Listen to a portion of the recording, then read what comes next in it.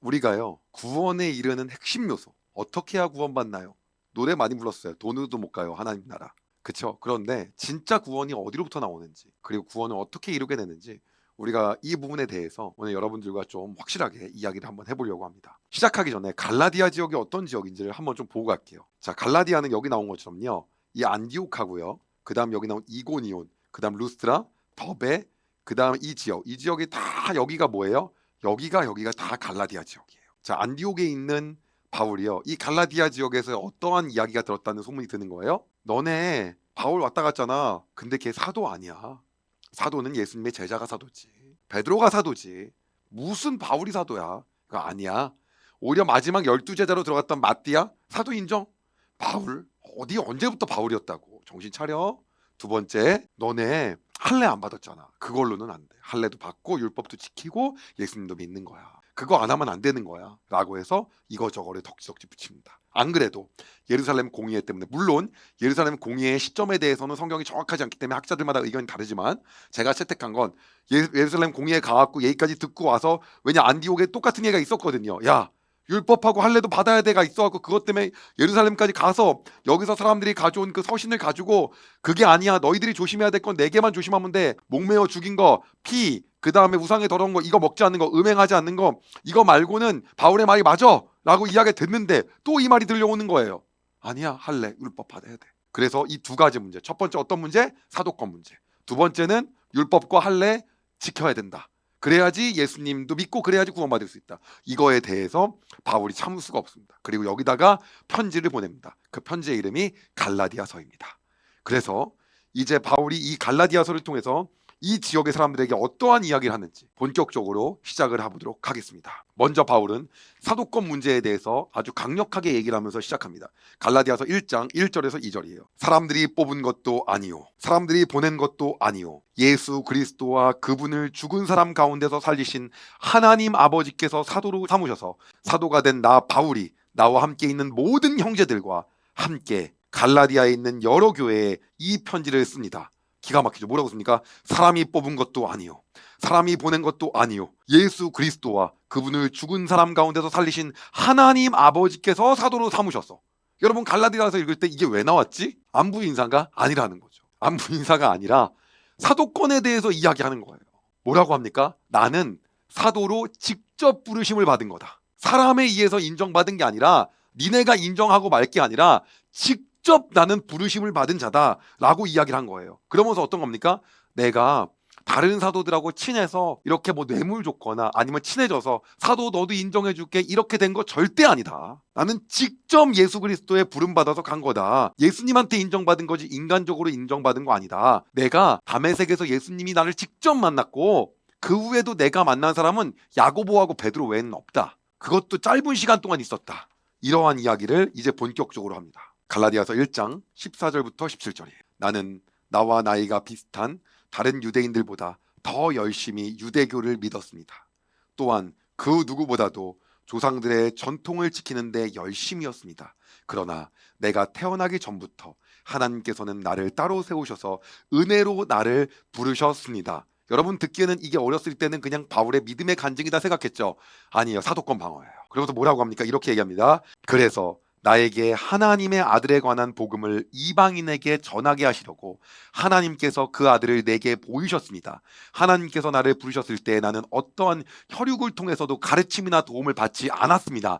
나도 뭐다? 직접 부르심을 받았다. 직접 예수님을 만난 베드로하고 다를 바가 없다. 이 얘기를 하는 겁니다. 그러면서 어떻게 말합니까? 나보다 먼저 사도가 된 사람들을 만나기 위해 예루살렘으로 올라가지도 않았습니다. 친분 쌓아가지고 하려고 했던 거 아니었다. 오히려 나는 곧바로 아라비아로 갔다가 다마스커스로 되돌아갔습니다. 그러면서 나는 뭡니까? 당시 예수님 만나고 예루살렘 바로 가서 정치를 한 게 아니다. 나는 그분께 받았기 때문에 오히려 아라비아로 갔다고 얘기하는 거예요. 그게 어떤 겁니까? 여러분 보시면 알겠지만 바로 이 바울이 처음에 이 예루살렘에서 사람들의 핍박하고 박해하게 해서 다메섹 도상으로 가다가 예수님을 만나잖아요. 바울아 바울아 네가 나를 왜 핍박하냐 만나잖아요. 그리고 이제 여기서 예수님 만나고 나서 그 다음에 어디로 갔다는 겁니까? 다시 예루살렘으로 간 것이 아니라, 이렇게 한 게 아니라 나는 오히려 아라비아로 갔었다. 그랬다가 3년 있었다가 올라오고 그 다음 예루살렘 갔다가도 여기서도 짧게 있다가 이렇게 가서 올라갔지, 사도들하고 뭐 해서 인간적으로 인정받은 게 아니다라는 얘기를 하는 거예요.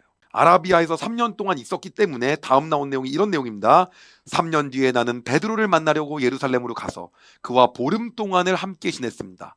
그리고 주님의 동생 야고보 외에는 그 어떤 다른 사도도 만나지 않았습니다. 무슨 말입니까? 여기에요.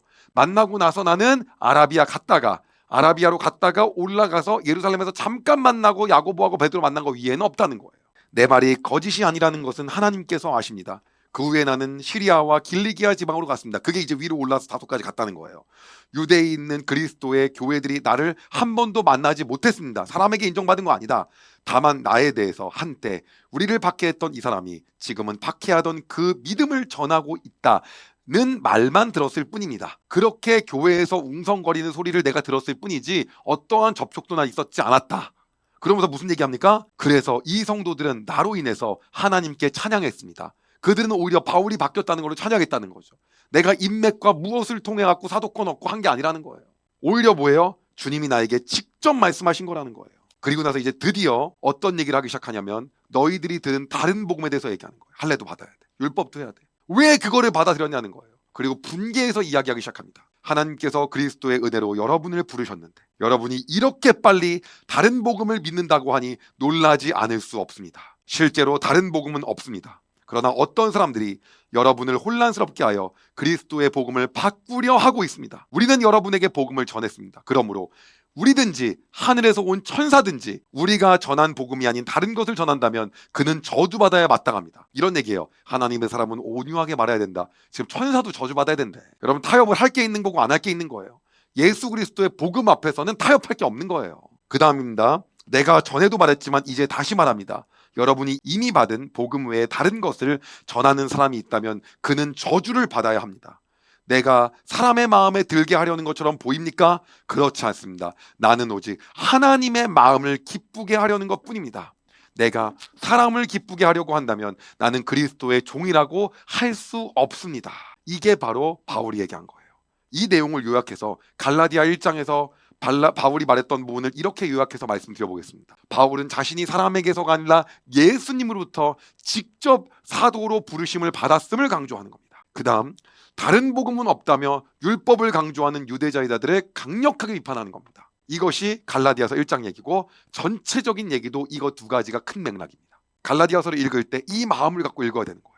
얼마나 참을 수가 없었을까. 이게 진짜 올바로 알지 못하니까.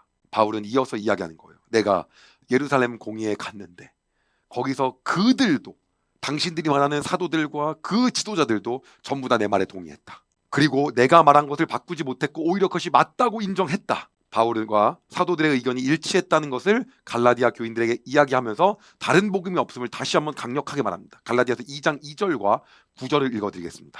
예루살렘으로 간 것은 하나님께서 그렇게 하라고 계시하셨기 때문입니다. 나는 거기에서 교회의 지도자들을 만났습니다. 그들과 따로 만나서 내가 이방인들에게 전하는 복음을 설명해 주었습니다. 그것은 내가 전에 한 일이나 지금 하고 있는 일이 헛되지 않기를 바랬기 때문입니다. 그렇게 말했는데 그러면 그들이 어떻게 했냐? 이렇게 했대요. 지도자로 인정받던 야고보와 베드로와 요한은 하나님께서 내게 주신 특별한 은혜를 깨닫고 그걸 다 깨달았대. 인정한 거야. 바나바와 나를 인정했습니다. 형광펜. 바나바와 나를 인정했습니다. 그리고 뭐라고 합니까? 그리고 그들은 바울과 바나바여 그대들은 이방인에게 가십시오. 우리는 유대인에게 가겠습니다. 라고 말했습니다. 그리고 이 얘기를 합니다. 나와 함께하고 있는 헬라인 디도가 있는데 그렇기 때문에 나는 디도에게 절대로 억지로 할례를 베풀지 않았다. 한 번 더 강력하게 갈라디아 사람들에게 이야기합니다. 갈라디아서 2장 3절입니다. 나와 함께 있던 디도는 비록 그리스 사람이지만 나는 그에게 억지로 할례를 베풀지는 않았습니다. 바울은요 갈라디아 교인들에게 구원에 이르는 핵심 요소를 얘기하고 있는 거예요. 그게 어떤 겁니까? 예수 그리스도 한 분이면 된다는 거예요. 다른 거 아니라는 거예요. 구원에 이르는 요소는 그 어떤 게 아니라는 거예요. 하나님을 믿지 않고 어떤 분이 돌아가셨습니다. 그리고 나서 거기 와서 기도해달라 그래요. 가면요 천국 갔습니까? 아니에요. 예수 그리스도를 믿지 않았잖아요. 구원에 이르지 못한 거예요. 그런데 그거에 대해서 사람들이 말을 하지 못해요. 왜요?